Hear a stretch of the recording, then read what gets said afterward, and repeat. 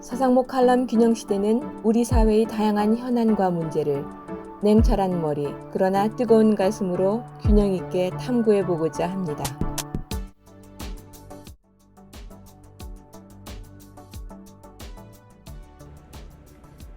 이번 주 이코노미스트지 커버 스토리는 문제의 미국 대선 제도입니다. 우선 서 박사께서 지금 시점에서 녹화를 한 후 오늘은 2024년 9월 18일입니다. 이러한 주제가 부각되는 배경부터 설명해 주시기 바랍니다. 크게 두 가지 이유라고 생각을 합니다. 네. 첫 번째는 지난 9월 15일 네. 플로리다주 트럼프가 소유한 골프장에서 네. 트럼프 후보에 대한 암살 시도가 있었습니다. 네. 네. 암살범은 금방 잡혔어요. 네. 근데 58세의 하와이 출신 백인으로 네. 우크라이나의 굉장히 강력한 지지자라고 합니다. 네. 트럼프가 이제 자기가 대통령이 되면 당장 우크라이나 전쟁을 끝내겠다. 그러니까 이제 우크라이나 지원을 철회하겠다 이런 얘기죠. 그러면 이제 결국은 상당히 러시아한테 유리한 방향으로 휴전 협정을 할 수밖에 없죠. 네. 그 아마 아직 결과가 나오진 않았습니다만 네. 그것 때문에 이 사람이 트럼프를 암살하려고 생각한 것 같습니다. 네. 근데 잘 아시는 대로 지난 7월 13일에 펜실바니아에서 유세 중에 총격 사건, 요번은 이제 부상을 안 입었는데 네. 그때는 거의 죽을 뻔했거든요. 네. 그래서 이제 불과 2달 사이에 두 번째 이런 시해 총격 사건이 발생했다. 네. 또 앞으로 어떻게 될지도 모르죠. 네. 그게 하나고요. 또 하나는 지난 2020년 대선 결과를 트럼프는 승복을 하지 않았거든요. 네. 지금도 승복을 하지 않습니다. 네. 자기가 진 거는 부정선거 때문이다. 그래서 이번 선거에 자기가 이기면은 그때 부정을 저지른 친구들을 굉장히 엄하게 사법 처리를 하겠다.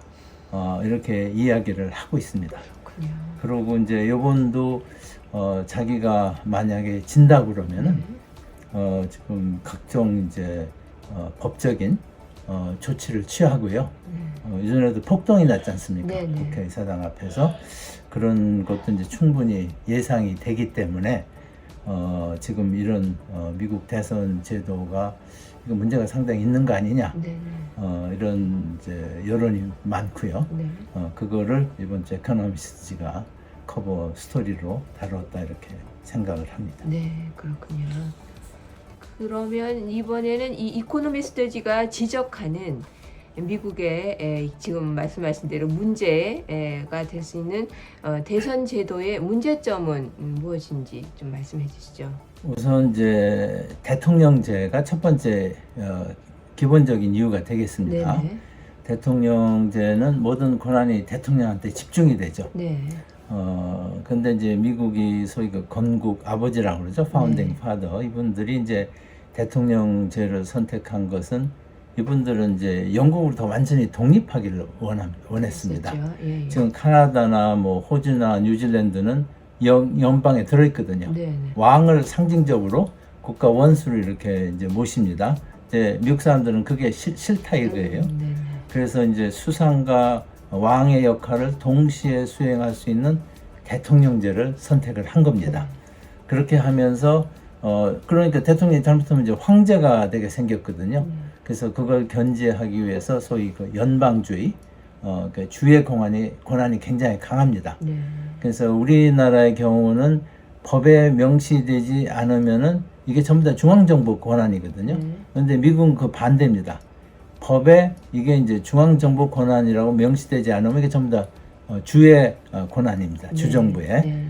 그래서 굉장히 주가 이제 강하다. 그래서 그렇기 때문에 이게 지금 대통령 제도가 굉장히 이제 복잡한 거죠. 그래서 이제 이게 직선제가 아니고 간선제를 합니다. 네. 그래서 이제 그 각 주에서 이제 선거를 하는데 그 메인주와 네브라스카 주 두 개를 제외하고는요 모두 이제 승자 독식 방법입니다. 그러니까는 유권자 전체 투표 결과하고 이 대의원들의 투표 결과가 굉장히 다를 수가 있는 거죠. 네.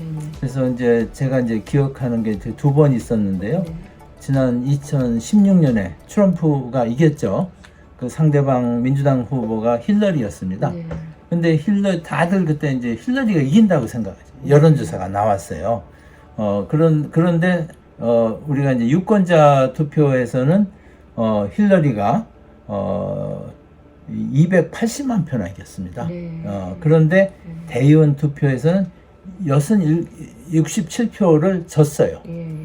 그러니까 굉장히 큰 표로 유권자 투표에서 이겼는데 네. 또 선거인단 투표에서는 지는. 네.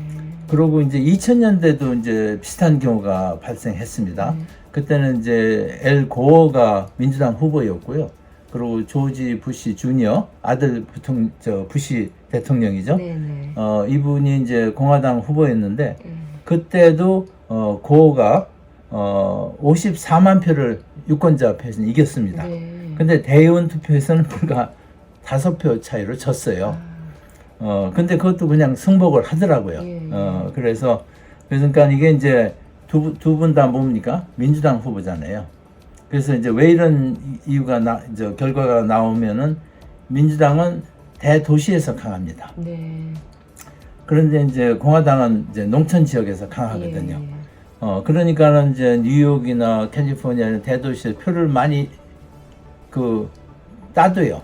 예. 격차가 많이 나도 네. 그거는 이제 이 대의원 선거에서는 크게 반영이 안 되는 거예요. 네. 그러니까 많은 주에서 대의원 선거에서 비록 전체 유권자 투표에서는 졌어도 대의원 선거에서는 이기는 네. 이런 게 나오고 이것이 이제 민주당의 여기에 이제 불리기를 보는 그런 경우가 많이 있습니다. 네. 네. 그래서 이제 그게 하나가 이제 문제고요. 예. 또 하나는 전에도 제가 여러 번 말씀을 드렸습니다만 네. 그 소위 그 스윙 스테이트 네, 네. 이렇게 되니까는 한 표만 이겨도 그 주를 전부 다 먹거든요. 네. 그러니까 이제 전통적으로 공화당인 주, 우세주, 전통적 민주당 우세주는 별로 선거운동을 할 필요가 없죠. 그 아슬아슬한데 민주당도 되고 공화당도 될 수 있는 그 주를 스윙 스테이트라고 하는데요. 네. 금년 대선에서는 전문가들이 네브라스카, 아리조나, 위스콘신, 미시간, 펜실바니아, 노스캐롤라이나, 조지아 7개의 주를 스윙 스테이트로 이렇게 분류를 하고 있습니다. 네. 그래서 이제 여기서 이기는 사람이 이제 대통령이 되는 거죠. 네. 그래서 지금 선거운동, 뭐 선거 자금, 이 전부 다 이 스윙 스테이트에 지금 집중돼서 전개가 되고 있다. 네. 그러니까는 다른 주에 사는 유권자들은 상대적으로 소외가 되는 거죠. 네, 네. 그러니까 이게 이제 또 불합리한 이유 중에 하나고요. 네. 또 하나 이제 미국 선거제도의 특징은 이 지방이 중요하기 때문에 네. 11월 9일 날 대선 투표를 하지 않습니까? 네. 네. 그러니까 전체 투표 결과가 그날 나오지만은 네. 나오지만은 이게 최종 이제 확정되려면 네. 각 주의 투표 결과가 나오고 그 주의 이 주무 장관이 네. 거기에 사인을 해야 됩니다. 사인을 하면 그것이 와가지고 1월 20일 날, 네. 1월 20일 날 상하원 합동회의에서 네. 부통령이 사회하에 그거를 최종 결과를 발표를 합니다. 네. 그러니까 예를 들어서 지금 50개 주가 있지 않습니까? 네. 네. 그 중에 한 줄에도 거기에 이제 그 선거 결과가 마음에 안 들어가 가지고 네, 네. 그 주지사나 그 담당하는 사람이 사인을 안 하면은 굉장히 복잡한 문제가 생길 수 있어요. 그런데요? 그리고 또 뭐가 투표가 공정하게 진행이 안 됐다. 네. 소송을 제기할 수도 있죠. 그러면 이제 이게 굉장히 복잡하고 그래서 지난번에도 예. 여러 번 그런 게 있었어요. 예. 그리고 또 하나는 또 1월 초에 폭동이 일어나지 네. 않습니까? 그러니까 트럼프 있었죠. 지지자들이 예. 폭동인데 그걸 이제 트럼프가 어떻게 보면은 선동을 했죠. 예? 그래가지고 폭동이라서 굉장히 많은 사람이 이제 다치는. 근데 이제 이것이 이제 왜 갑자기 이제 부각이 되냐면은 네. 트럼프가 그런 거를 준비하고 있다는 얘기입니다. 그러니까 또다시. 네, 그러니까 자기가 이기면은 괜찮은데 네, 네. 지는 경우에는 가급적 많은 주에서 이제 법적 문제를 제기하고 네. 그런데 이제 왜 이게 그러냐면은 지금 이제 법적 문제를 제기하면 결국은 대법원을 갈 거 아닙니까? 네, 네. 근데 대법원은 자기가 임명한 판사들이 많이 있거든요. 네, 네. 그러니까 이게 법적 문제로 이제 가져가려고 그러고요. 그리고 전과 같은 지금 폭동이 일어날 수가 있죠. 네, 네. 얼마 전 이제 여론조사에 의하면은 미국 국민의 한 20% 정도가 네. 정치적인 이유로 폭동이 일어날 수 있다. 근데 그렇게 생각하는 사람들의 대다수가 트럼프 지지자죠. 그러니까 지금 이게 두 가지 가능성. 예. 트럼프가 졌을 경우에는 이게 이제 승복을 안 하고 여러 가지 법적인 이렇게 문제를 제기하면서 또 한편에는 이제 1월 달에 이제 폭동이 일어나 가지고 국회에 압력을 넣는 거죠. 그래서 요전에도 이게 부통령 얘기를 사회를 하거든요. 네, 네. 그래서 이제 트럼프가 자기 부통령한테 이걸 인정하지 말아라 이렇게 지시를 했는데 말을 안 들었죠. 밴스 부통령. 네. 그래서 지금은 물론 이제 공교롭게 이제 해리스 부통령이 하는데 네. 그러니까 물론 이제 그렇게 지시를 못 하겠죠. 네. 그렇지만은 상당히 지금 이런 가능성 때문에 네. 이런 것이 지금 선거가 가까워질수록 예.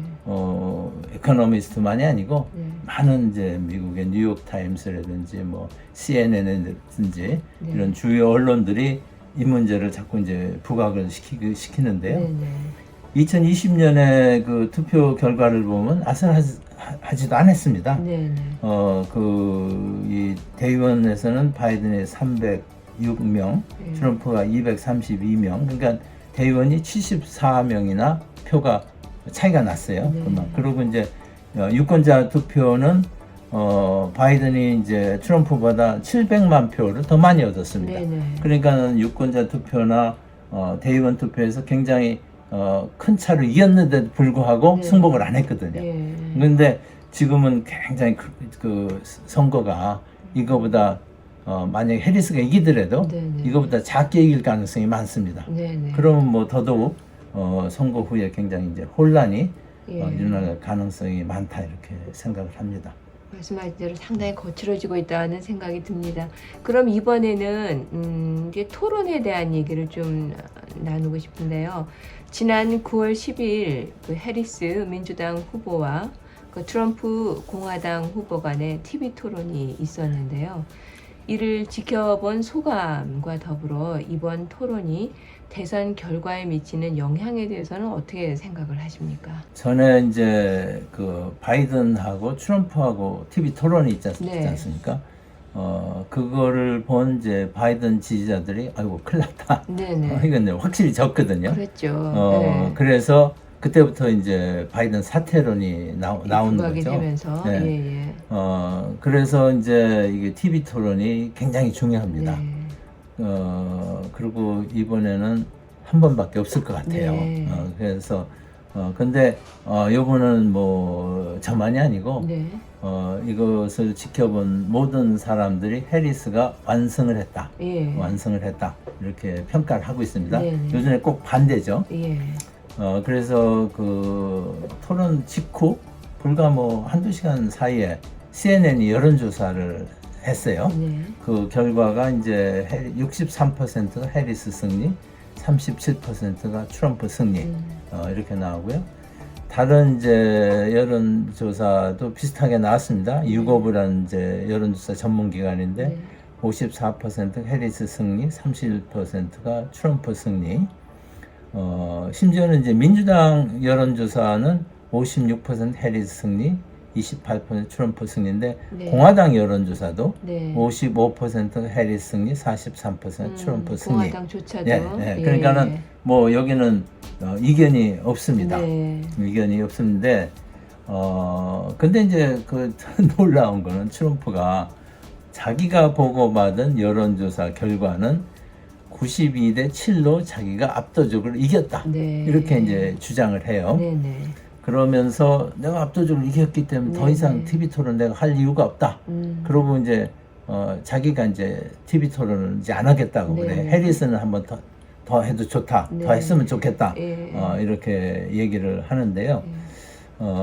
그래서 이번 이제 여론조사가 그 전에 이제 전당대회를 전에도 말씀드렸지만 민주당은 아주 단합된 모습으로 이렇게 하고 거기에 오프라 윈프리 같은 사람도 나와서 굉장히 열정적인 네네, 연설을 그랬죠. 하고 인상적으로. 네, 예. 네, 그래서 그것도 누굽니까 가수 또 이제 저 해리스를 지지한다고 네네. 그걸 했고 그래서 굉장히 이제 상승세인데 네. TV 토론에서 이렇게 이제 압승을 했기 때문에 네네. 그런 이제 상승세를 이어갈 것으로 네네. 이렇게 생각을 합니다. 네. 그래서 뉴욕 타임스가 최근에 이제 여론조사 하면은 이게 전국 단위입니다. 네.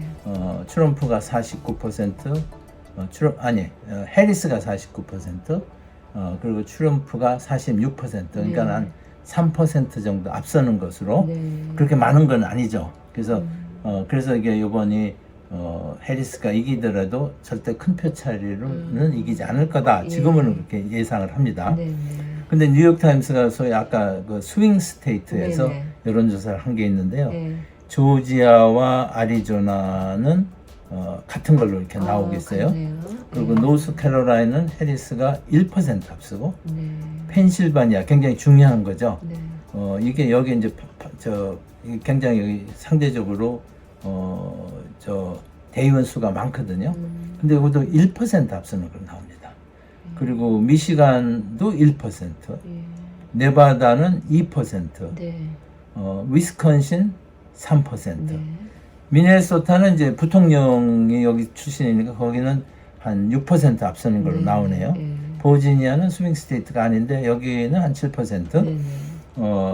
그래서 지금 이제 그 뉴욕 타임스 결론은 때에 따르면 지금 현재는 이제 대의원이 220명을 확보하면 이깁니다. 네. 그런데 해리스는 지금 226명을 확보했다. 이렇게 이제 분석을 하고요. 예. 트럼프는 219명. 그러니까 약간 앞서는 거죠. 약간 앞서는 거. 그런데 현재 이제 1%라도 앞서는 주에서 해리스가 이긴다고 전제를 예. 하면은 해리스가 292표로 이기는 거죠. 270표가 넘고 네네. 트럼프는 246표. 그러니까 상당히 표 차이가 나면서 트럼프가 해리스가 이기는 걸로 이렇게 예측을 하고 있습니다. 그렇군요. 알겠습니다. 그럼 이번에는 지난 9월 10일 발생했던 얘기하신 그 트럼프에 대한 암살 시도가 대선에 미치는 영향은 어떠할지 많은 사람들이 궁금해하고 있습니다. 어떻게 보십니까?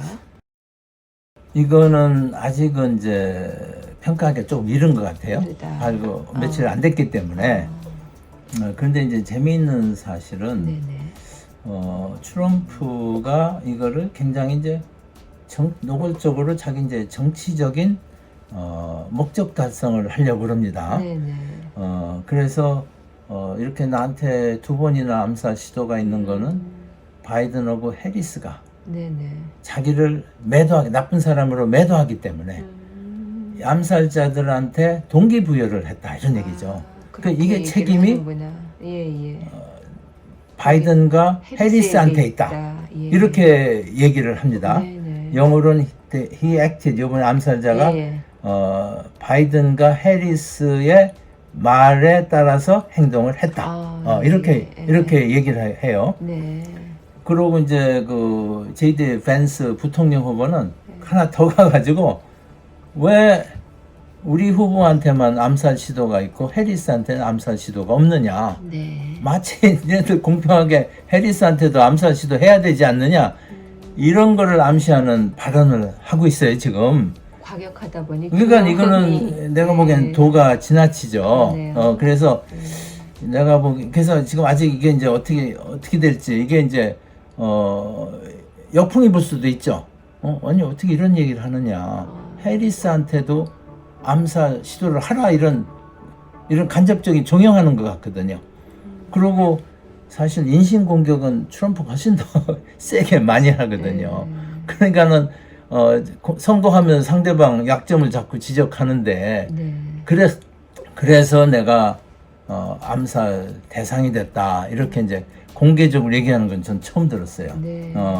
그래서 이게 이제 제가 생각하기에는 이것이 트럼프한테 플러스가 안 될 것 같습니다. 이번에는 예. 첫 번에는 플러스가 됐죠. 예, 예, 그때는 그렇게. 실제로 다쳤고 네네. 그리고 그때는 그러고서 트럼프가 굉장히 이제 중도도 다 수용할 것 같이 네. 얘기를 해서 대통령 수락 연설을 바꾸라고 지시를 했다까지 얘기를 했어요. 네네네. 물론 연설하다 보니까는 연설문은 좀 톤을 바꿨는데 네. 연설문보다 2배 이상 자기가 저 마음대로 말을 집어넣어 가지고 네. 그게 이제 효과를 발생하지는 않았습니다. 네네, 예. 그렇지만은 그때하고는 달리 지금은 아주 직접적으로 상대방이 잘못해서 이런 일이 일어난다고 얘기를 하기 때문에 지금도 그 CNN이나 뭐 여러 저 미국의 방송들을 보면은 많은 사람들이 흥분하고 있어요. 어떻게 그런 말을 할 수가 있느냐. 그래서 이게 그 트럼프 지지층은 굉장히 결집시키는 효과가 있을 겁니다. 네. 그런데 중도표는 한테는 역작용이 날 수가 있다. 그래서 저는 이것이 그렇게 유리하지 않을 것이라고 네. 이렇게 생각을 합니다. 근데 네. 아시는 대로 이제 미국의 이제 제일 문제는요. 네. 우리나라도 이제 전에 박근혜 대표 얼마 전에 박근혜 대통령? 그때 대표 시절이었습니다. 아, 예, 예. 그리고 이제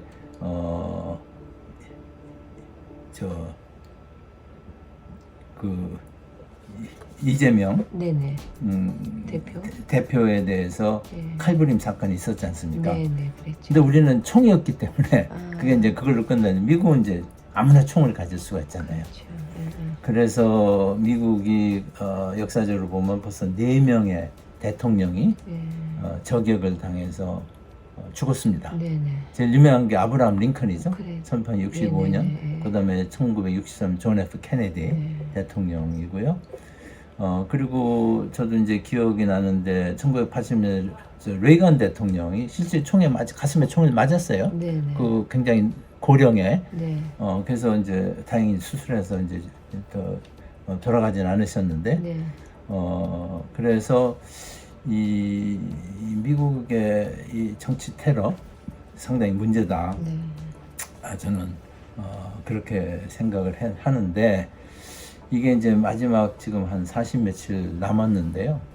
미국의 대선이 굉장히 격해질 것 같습니다. 네. 지금 이런 거를 봐가지고 그리고 지금 이제 이 트럼프가 왜 이런 얘기가 나는 트럼프가 지금 밀리는 거예요. 그러니까 원래 트럼프 말이 거친데 이제 더 거칠어지는 거죠. 그래서 굉장히 진흙탕 싸움이 될 것 같습니다. 네. 그리고 선거 결과가 나와도 트럼프는 절대 승복을 안 하고 네. 아까 이제 법적인 투쟁 또 여러 가지 형태의 폭동을 유도하는 이런 게 있기 때문에 그래서 지금 이제 거칠어지는 미국 대선 제가 이렇게 오늘 얘기의 하셨고. 주제를 잡았는데 네, 네. 에코노미스트도 그렇고 지금 뭐 야단입니다. CNN 네, 네. 뭐 지금 주요 언론들이 네. 그래서 이게 지금 상당히 이제 새로운 대선편 그러니까 정책 같은 게 이런 게 나오면 정책은 이제 묻히고요. 이런 게 너 승복할 거냐 안 할 거냐 네. 뭐 이런 게 이제 남은 기간 중에 중요한 대선 이슈가 될 것 같고 그거는 결코 트럼프한테 유리하지 않다. 저는 그렇게 생각을 합니다. 네, 그렇군요. 말씀해 주신 걸 들으면서 지난번 캣레이디에 이어서 그 J.D. 벤스가 이번에도 너무 그 균형감이 그 기울어지는 과격한 발언을 하지 않았나 이런 생각을 또 갖게 됩니다. 그러면 이번에는 마지막으로 또 그동안 해주신 얘기를 좀 정리를 하면서 해리스와 트럼프 후보의 막판 선거 전략 그리고 또 성공 가능성, 최근 미국의 대선이 한국 정치에 주는 교훈은 무엇일지에 대해서도 말씀을 좀 해주시기 바랍니다. 아까 이제 전체적으로는 네. 이제 해리스가 3% 앞서는데 네네. 소위 스윙 스테이트는 거기에 이제 거의 한 반 정도가 해리스하고 지금 트럼프하고 동률로 나오거든요. 네네. 그렇기 때문에 지금 이제 막판까지 예. 결과를 장담할 수 없다 이런 말씀을 드리고 그렇군요. 네. 해리스의 입장에서는 지금 이제 승기를 잡았어요. 네. 근데 이걸 막판까지 잘 유지하는. 예. 근데 이제 그 제가 그동안 선거를 지켜보면서 놀라운 거는 해리스 캠프는 대선을 굉장히 전략적으로 이렇게 차분히 진행을 하는 것 같아요. 일관성이 있다. 네, 일관성 있게. 예. 근데 이제 트럼프는 후보 전략가들은 뒤에 많을 텐데 네. 트럼프가 그 얘기를 안 듣습니다. 네. 굉장히 독재자거든요. 네네. 그리고 자기는 뭐 벌써 세 번째 대선이니까 네. 자기가 이제 전문가라고 생각을 합니다. 네. 그래서 이번 TV 토론에서 진 거예요. 네. 해리스는 대선 토론 처음 하는 거고 네. 자기는 7번째 토론이거든요. 네. 그래서 그거 하는데 그 해리스 전략 중에서 지금 맥히는 게 그 낙태 권리, 네. 낙태 권리가 굉장히 맥힙니다. 네네. 여성 유권자한테 이게 효과가 있으니까 거기에 이제 지지하는 남성들도 이제 같이 집어넣는. 네. 그래서 이제 남편하고 같이 버스 타고 다니면서 네네. 자기 남편도 이제 찬조 발언하는. 네. 이거는 이제 자유하고 직결되는 문제다. 네. 이렇게 얘기를 하고 또 하나 이제 해리스 공약 중에 좀 괜찮은 게 그 기회 경제, 네. opportunity economist 그 슬로건입니다. 이코노미. 네, 예. opportunity economy. 이코노미. 예. 그러니까 그게 이제 좀 상대적으로 서민들, 예. 어려운 사람들한테 기회를 주겠다 이런 얘기죠. 예. 트럼프는 자기 같은 이제 억만장자만 위해서 세금 깎아주고 그러는데, 그래서 그거가 이제 좀 더 구체적으로 듣고 싶어 하는 사람들이 굉장히 많아요. 예. 그래서 그거를 좀 더 이제 구체화해가지고 이제 중산층과 서민층에 이제 알리면은 상당히 이제 확실히 승세를 굳힐 것 같고요. 네. 그 트럼프는 역시 이제 미국 사람들 중에 경제는 해리스보다는 트럼프가 날 것이다 막연하게. 네. 그래서 이제 그거를 자꾸 이제 부각을 시켜야 되는데 네. 이게 참모들 말을 잘 안 들어서 그런데 그렇게 해야 될 거고요. 네. 특히 이제 말실수 좀 그걸 하고 그리고 이제 불법 이민자 문제 외교 이건 역시 이제 경험 많은 또 강력한 트럼프가 해리스보다 날 것이다. 네. 이런 이제 이미지를 심어가는 그런 걸 해야 되는데 여하튼 지금 요번에 두 번째 총격 사건에서 나온 대로 상당히 이제 궤변같이 막 이렇게 나가면은요 굉장히 이제 불리하게 될 거예요. 지금 이제 벤스가 사실은 트럼프하고 벤스는 상당히 합리적인 사람입니다. 그런데 트럼프하고 맞추려고 말을 자꾸 이제 강하게 하는 거예요. 근데 그게 이제 자기가 과거에 헛말하고 이제 상충되는 게 나옵니다. 그래가지고 벤스가 상당히 이제 점점 갈수록 좀 자기 이제 트럼프에 맞춰서 말을 바꾼 게 나오니까요. 정치인으로서 신뢰성이 떨어지는. 그래서 이제 이번 10월 1일 날인가요? 이제 부통령 후보끼리 그런데 대통령 후보 토론이었기 때문에 그것도 상당히 이제 관심을 받을 것 같습니다. 네. 그런데 지금 같아서는 지금 벤스가 여러 가지 그런 어려움이 있기 때문에 그 상당히 서민적 이미지를 가는 월스 그 민주당 부통령 후보에게 유리하게 전개되지 않을까. 네네. 그렇게 되면은 지금 이제 그 승세를 네. 해리스가 갖고 있는 민주당이 갖고 있는 승세를 선거 막판까지 유지해 갈 수 있을 것이다. 네. 그리고 문제는 만약 이기는 경우에 네네. 트럼프가 이제 불복을 할 텐데 예, 예. 그거를 어떻게 해결하느냐. 네. 그래서 정치적 혼란을 막느냐. 네. 이것이 중요한 거고요. 네. 우리한테 주는 시사점은 역시 이제 대통령제. 네. 한국에서는 많은 유권자들이 미국 대통령제가 굉장히 좋다고 생각하는데 네. 이번 이걸 보면서 그건 아닌 것 같아요. 음. 그래서 예전에도 제가 잠깐 말씀드렸습니다만 우리가 이제 만약에 개헌을 한다면은 네. 저는 이 내각제와 대통령제를 이렇게 접목을 시키는 네. 그러니까 국무총리는 국회에서 뽑고 네. 그 대신에 이제 내치를 좀 다 맡기고 네. 대통령은 직선을 하되 외교 국방만 맡기는 네. 그렇게 되면은 대통령과 국무총리 역할이 이제 정해져 있기 때문에 네. 설령 다른 당에서 나오더라도 네. 큰 지금과 같은 지금은 엄청난 혼란 상태 아닙니까? 네. 이런 혼란은 일어나지 않을 것이다. 네. 그리고 이제 지금 이제 트럼프는 여러 가지 사법 리스크가 있어요. 네. 그래서 이번 대통령이 당선 안 되면은 이거 감옥에 가야 될지도 모릅니다. 네. 네. 그래서 더 지금 이걸 불복을 하려고 그러는 거죠. 네. 네. 그래서 이제 우리도 그런 이제 비슷한 그게 있지 않습니까? 네. 그래서 그런 것이 이제 정치를 더 어렵게 만드는 그리고 여야 간의 그 갈등을 더 심화시키는 요인이 될 수 있기 때문에 상당히 이제 솔로몬의 지혜가 네. 필요하다고 저는 생각을 합니다. 아, 그러시군요. 네. 오늘 얘기 쭉 들으면서 무엇을 해도 정말 국가의 이로운 방향으로 행동할 리더가 있어야겠고 또 그걸 알아보는 해안이 우리 모두에게 필요하구나 하는 생각이 또 들게 됩니다. 오늘도 또 좋은 말씀 해주셔서 고맙습니다. 수고하셨습니다.